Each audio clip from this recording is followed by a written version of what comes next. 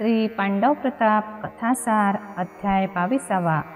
पांडवांचा वनवास व पांडवांची प्रतीक्षा. पांडव जावयास निघाले तेव्हा त्यांची संपत्ती धृतराष्ट्राने त्यांना परत दिली. ते पाहून कर्णाला व दुर्योधनाला फार राग आला. पांडवांना त्यांनी अनेक प्रकारे छळल्यामुळे ते आता आपला सूड घेतल्यापासून राहणार नाहीत अशी त्यांना भीती वाटू लागली. ते धृतराष्ट्रास म्हणाले, पांडवांना सोडून दिले ही अनर्थाची गोष्ट आहे. एखाद्या सापाला बरेच डिवचून जिवंत सोडून द्यावे, त्याप्रमाणे आपण हा मोठा घोर लावून घेतल्यासारखे झाले आहे. आता पांडव केव्हा आपणावर घाला घालतील व केव्हा सर्वांचे प्राण घेतील याचा काहीच थांग लागणार नाही. तरी आता असे करावे की त्यांना पुन्हा येथे आणून फक्त 2च डाव खेळण्यास सांगावे व पहिला डाव हरल्यास पांडवांनी 12 वर्षे अरण्यात राहावे आणि दुसऱ्या डावामध्ये हरल्यास त्यांनी वर्षभर अज्ञातवास करावा अशी तजवीज करावी. तेव्हा 12 वर्षे अरण्यवास व 1 वर्ष अज्ञातवास याप्रमाणे पण लावावा.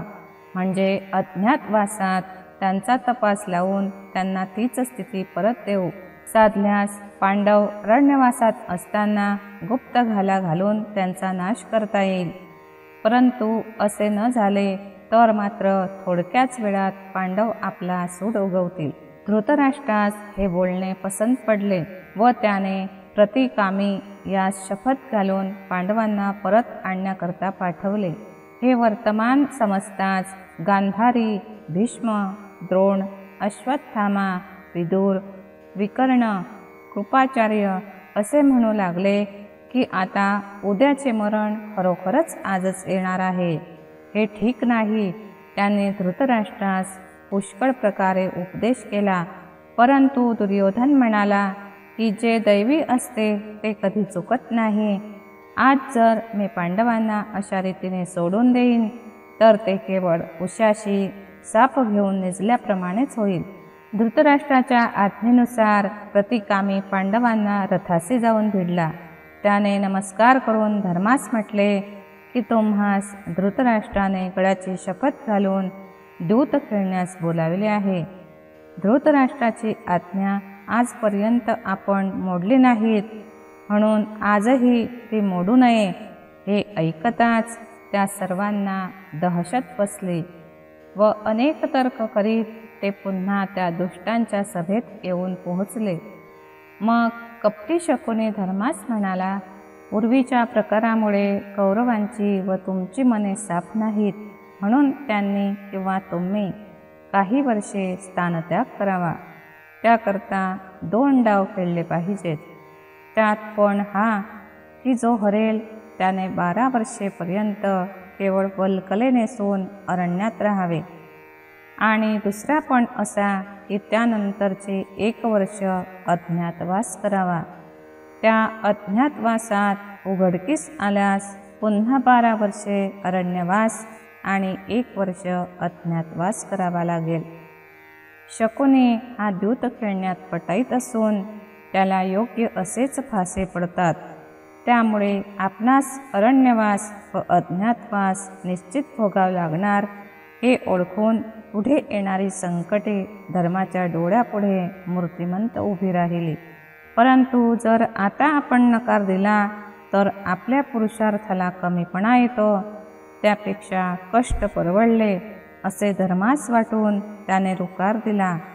नंतर धर्माने 2 वेळा फाशी टाकले व हार आली असे समजल्यावर पांडव पूर्वीप्रमाणे वल्कले नेसून बसले. त्यावेळी कौरवांचा आनंद गगनात मावेना. त्यांनी टाळ्या पिटवून एकच गर्जना केली. कर्णाने तर त्याच क्षणी वाद्ये वाजवण्याचा हुकूम केला व विजयाची निशाणे उभारली. त्या प्रसंगी दुःशासन सर्व पांडवास म्हणाला, आता तुम्ही सर्वजण तोंडाला काळे लावून अरण्यात जा. तुम्हाला औदसेने पुरे घेरले असून तुम्ही आता नपुसक ठरला आहात. तो द्रौपदीला म्हणाला, अगे पांचाळी, तू यांच्याबरोबर अरण्यात कशाला जातेस?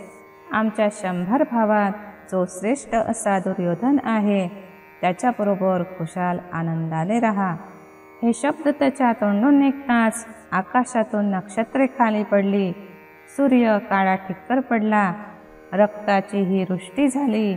भीम तर इतका खवळून गेला की यापुढे प्रलयाग्नीही तुच्छ वाटावा. तो म्हणाला, अरे दुःशासना, तू बोलतोस या शब्दाची तुला आठवण देऊन समरांगणी तुझा प्राण घेईन तरच हा खरा भीमसेन. नंतर पांडव अरण्याकडे जाऊ लागले. त्यांना पुन्हा चिडवण्यासाठी दुर्योधन, दुःशासनादी मंडळी म्हणाली, ही वरात आता फार चांगली दिसते. द्रौपदी तर केस मोकळे सोडून रडत रडतच चालली होती. पांडव पुढे चालले असता त्यांच्या मागून दुर्योधन व दुःशासन हे वाकडे पाय करीत त्यांची चेष्टा करू लागले. ते पाहून भीमाला फार राग आला. तो त्यांना म्हणाला, तुम्ही फार उन्मत्त झाला आहात, पण वेळ येताच मी चेंडूप्रमाणे दुर्योधनाचे मस्तक उडवून दुःशासनाचे हृदय फोडून त्या रक्ताने भरलेल्या हाताने द्रौपदीची वेणी घालीन. असे जर नाही झाले तर माझे सर्व पूर्वज नरकात जातील. एक वेळ समुद्र आपली मर्यादा सोडील, पण भीमाच्या मुखातून निघालेले शब्द कधीही खोटे ठरणार नाहीत. अर्जुनही क्रोधाने म्हणाला, कर्णाचे शिर चेंडूसारखे आकाशात न उडवीन तर पंडूचे नाव लावणार नाही. यावेळी जे माझी चेष्टा करीत आहे त्यांना तशीच फळे मिळतील. सहदेवही शकुनीस म्हणाला की तू जितके फासे टाकलेस तितके बाण मारून तुझा शिरच्छेद करीन. असे जर नाही झाले तर माद्रीच्या पोटी हा कोणी कृमी कीटकच जन्माला आला असे लोक समजतील. नकुलानेही कौरवांच्या नाशाविषयी अशीच प्रतिज्ञा केली. याप्रमाणे प्रतिज्ञा केल्यावर पांडव पुढे जाऊ लागले. मागोमाग त्यांचे गुरु धौम्य हेही अग्निहोत्र पात्रात अग्नी व हातात दर्भ घेऊन मंत्र म्हणत चालले होते. जातेवेळी धर्मराजाने सर्व वृद्धास नमस्कार केला व तुमच्या आशीर्वादाने पुन्हा परत सुखरूप येऊन तुम्हास भेटीन असे सांगितले. हस्तिनापूरचे सर्व लोक म्हणू लागले, धर्मासारखा सहनशील राजा पुन्हा होणार नाही. कुंती फार वृद्ध झाली होती, तिला वनवासातील कष्ट सहन होणार नाहीत. म्हणून विदुराने धर्मास सांगितले, माझी वडील भावजाय ही मला आई समान आहे, तिला माझ्याजवळ राहू दे. धर्माला ते ऐकून समाधान वाटले. त्याने कुंतीस व विदुरास नमस्कार केला व विदुराच्या गळ्यास मिठी मारून पुष्कळ वेळ रडला. विदुराने मोठ्या कष्टाने त्याची समजूत घातली व सांगितले, तुझी भक्ती देवाधर्माच्या ठिकाणी आहे. ईश्वराची सेवा करीत राहा. श्रीकृष्ण तुम्हा सर्वांचे संकटकाळी रक्षण करील. तेव्हा काही काळजी करू नकोस. तेव्हा धर्मास फारच गहिवर येऊन तो विदुरास म्हणाला, तुम्ही आम्हाला आमच्या पित्याच्या जागी आहात. तुमचे ऐकणे हे आमचे कर्तव्य आहे. विदुराचा निरोप घेऊन पांडव द्रौपदीसह पुढे निघाले. तेव्हा कुंतीला ब्रह्मांड आठवले.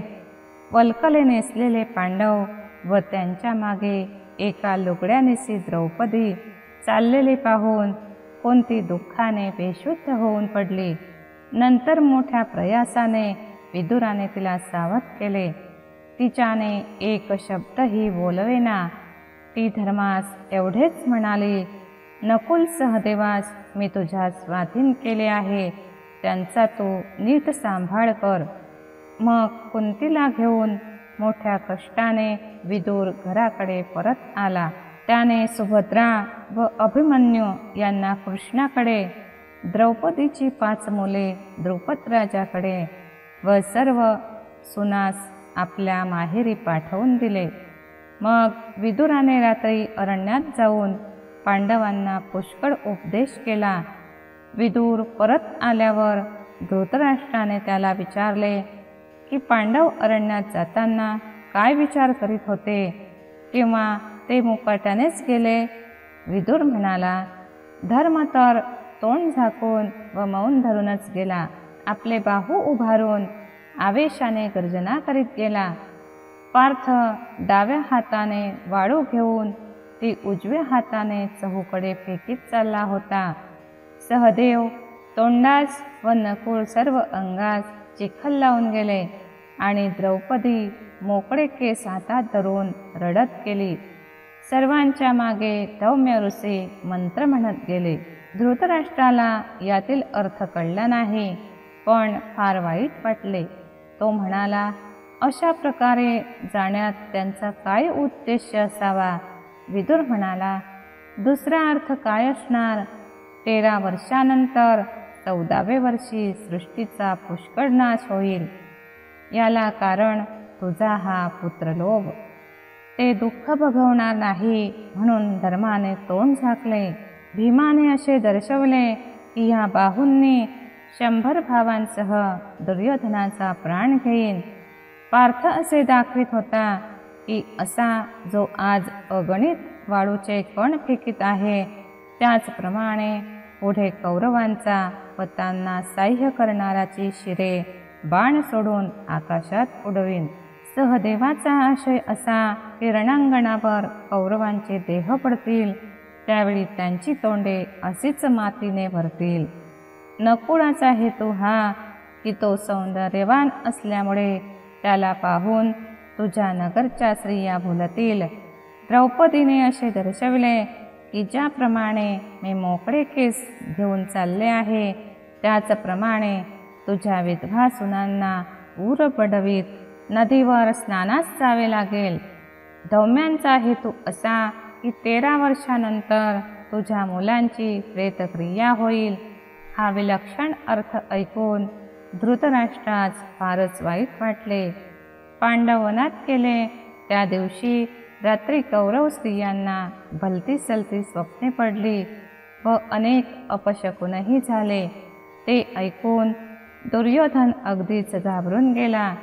तो द्रोणाचार्यांकडे जाऊन आपल्या संरक्षणाविषयी काळजी व्यक्त करू लागला.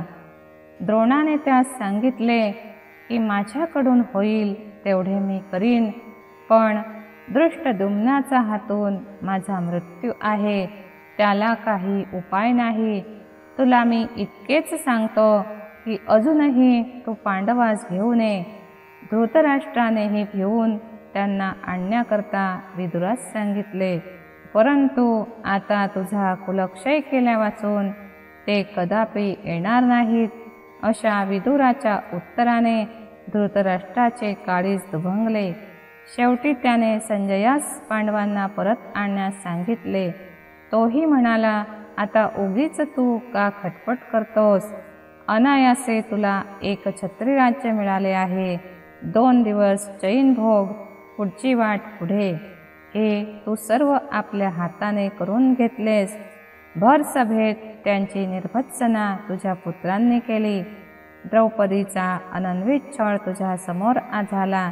त्याची फळे मिळाल्या वाचून राहतील काय?